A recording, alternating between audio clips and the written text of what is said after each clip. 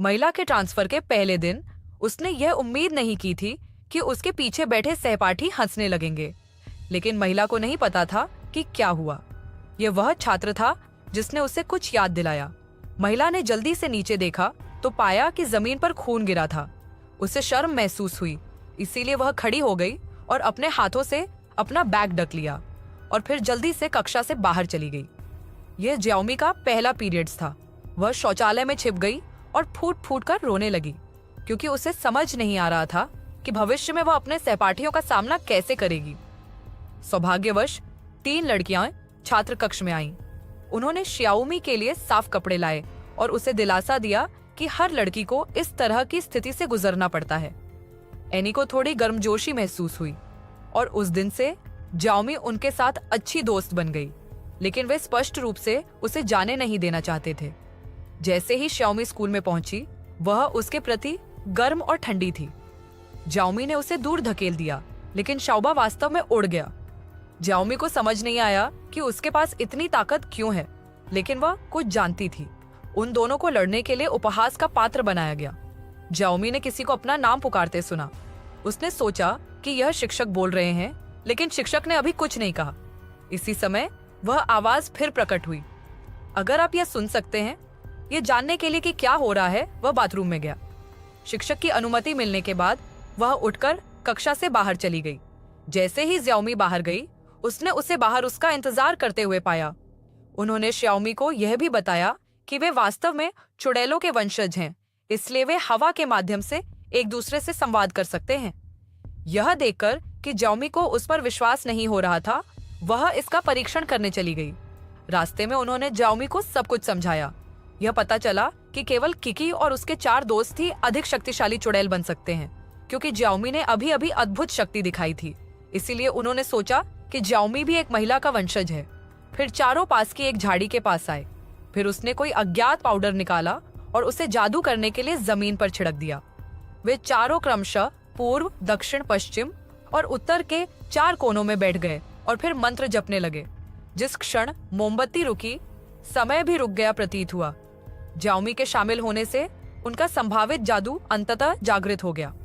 रात में 4 लोग स्कूल के बदमाश के घर आए, दूसरे पक्ष को अच्छा सबक सिखाने के इरादे से। चुड़ैल कितनी शक्तिशाली है। वे न केवल मानव शरीर को हवा में थामे रख सकते हैं, बल्कि अपनी उंगलियों से आग भी उगल सकते हैं और अपने आसपास के समय को भी रोक सकते हैं।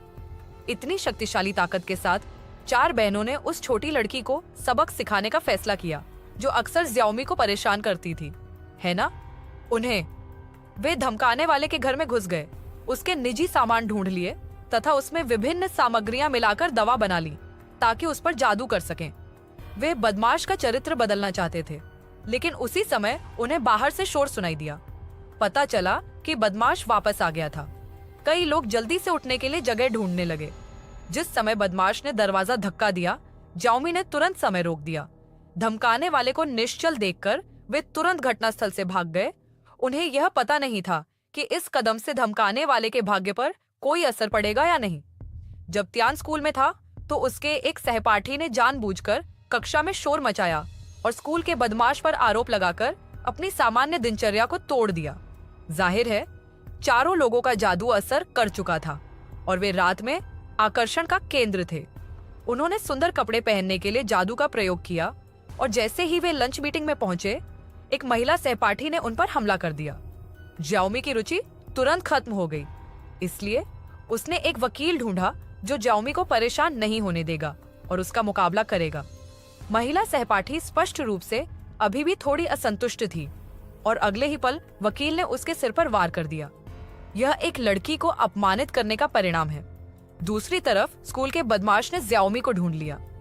वह पहले जो कुछ हुआ उसके लिए माफी मांगना चाहता था। ये देखकर कि वह इतना ईमानदार था, ज्याओमी की नाराजगी धीरे धीरे दूर हो गई। उस रात दोनों ने काफी देर तक बातें की। उन्होंने पाया कि उनके कई सामान्य शौक थे और जब स्कूल का बदमाश गुस्सा नहीं होता था तो वह ज्याओमी को अपने करीब रखना चाहता था और वे अनजाने में प्यार में पड़ गए।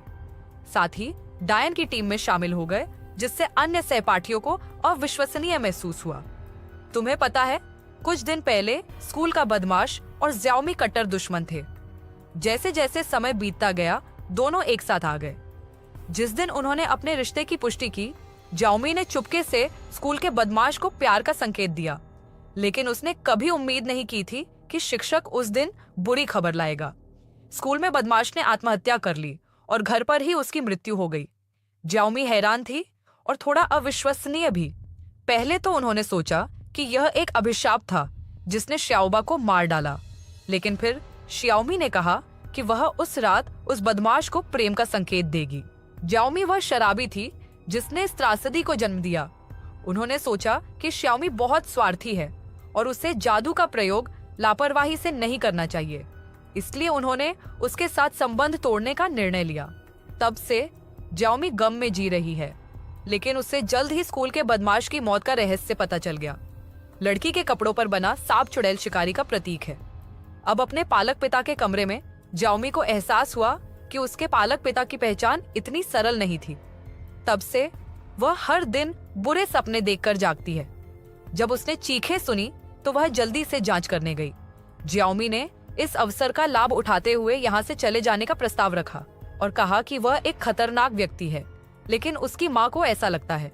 स्कूल में बदमाश की मौत से उसकी बेटी को गहरा सदमा पहुंचा, इसीलिए उसके मन में तरह तरह के विचार आने लगे। उसने वादा किया कि वह सप्ताहांत में श्याओमी को आराम करने के लिए बाहर ले जाएगा। यह देखकर कि उसकी माँ उस पर विश्वास नहीं कर रही है, ज्याओमी ने व्यक्तिगत रूप से उसके अध्ययन कक्ष में जाने का फैसला किया, लेकिन अप्रत्याशित रूप से उसे एक गोद लेने का प्रमाण पत्र मिला। पता चला कि उसकी जैविक माँ कोई और थी। इस दिन स्कूल में बदमाश का अंतिम संस्कार था। वह चुड़ैलों के समूह को ढूंढना चाहता था, लेकिन वे अभी भी उससे नाराज थे और उसका स्पष्टीकरण सुनना नहीं चाहते थे। जाओमी के पास पीछे मुड़कर वहां से चले जाने के अलावा कोई विकल्प नहीं था। उसकी माँ उसे सांत्वना देने के लिए आगे बढ़ने ही वाली थी, लेकिन श्याओमी के जादू से वह जमीन पर गिर गई। हालांकि यह महज एक दुर्घटना थी। यह सोचकर कि जाओमी जानबूझकर लोगों को चोट पहुंचा रही है, उन तीनों ने मिलकर जाओमी के जादू को सील करने का काम किया। फिर सप्ताहांत आया और माता श्याओमी को सैर पर ले जाने के लिए तैयार थी। जाओमी को एहसास हुआ कि कुछ गड़बड़ है, क्योंकि माँ की आंखें बहुत अजीब लग रही थीं। उसने सीधे अपना सिर दूसरे पक्ष से टकराया और निश्चित रूप से अगले ही पल माता का चेहरा बदलने लगा। तभी जाओमी को एहसास हुआ कि वह वास्तव में अपने पालक पिता द्वारा परिवर्तित हो गई थी। चूंकि उसने अपना जादू खो दिया था, इसीलिए जाओमी को उसके पिता ने मुक्का मारा था। दूसरी ओर स्कूल का बदमाश उससे बातचीत करने के लिए ओइजा बोर्ड का उपयोग करता था तथा सच्चाई बताने के लिए वह पत्रों का प्रयोग करता था। उनकी सर्जरी जाओमी के रिश्तेदारों पर की गई और तब जाकर उन्हें एहसास हुआ कि उन्होंने जाओमी को गलत समझा था। उसी समय जाओमी जंगल से बाहर आई और उसने अपने ससुर की आकृति को प्रकट होते देखा। वह जादू करना चाहता था, लेकिन उसे नहीं पता था कि उसका जादू बहुत पहले ही बंद हो चुका था। जाओमी के पिता ने अंततः सच बता दिया। पता चला कि वह सचमुच एक चुड़ैल थी। हर चुड़ैल के साथ उसकी जादुई शक्ति मजबूत हो सकती थी। उसके बाद जी जाओमी पर हमला करने के लिए तैयार थी, लेकिन वह जानती थी कि यह जाओमी ही थी जो वहां थी। उसने महसूस किया कि उन्होंने समय को रोकने के लिए जादू किया और सफलतापूर्वक जाओमी को बचा लिया। हालांकि जी के पिता बहुत शक्तिशाली थे और उन्होंने जल्दी ही उनका जादू तोड़ दिया, लेकिन उन चारों ने मिलकर सेना बना ली। बिना सोचे समझे पिता को फिर से नीचे गिरा दिया गया। वे क्रमशः दक्षिण पूर्व, उत्तर पश्चिम, उत्तर पूर्व और दक्षिण पश्चिम की 4 दिशाओं में स्थित थे। फिर मोनयान ने जवाबी हमला किया। बिजली की चमक के साथ पिता बीच में घिर गए और भागने में असमर्थ हो गए। अंततः वह पूरी तरह से आग में जलकर राख के ढेर में तब्दील हो गया। कहानी के अंत में 4 सबसे अच्छे दोस्तों में सुलह हो गई और उन्होंने एक नया जीवन शुरू किया। फिल्म यहीं खत्म होती है।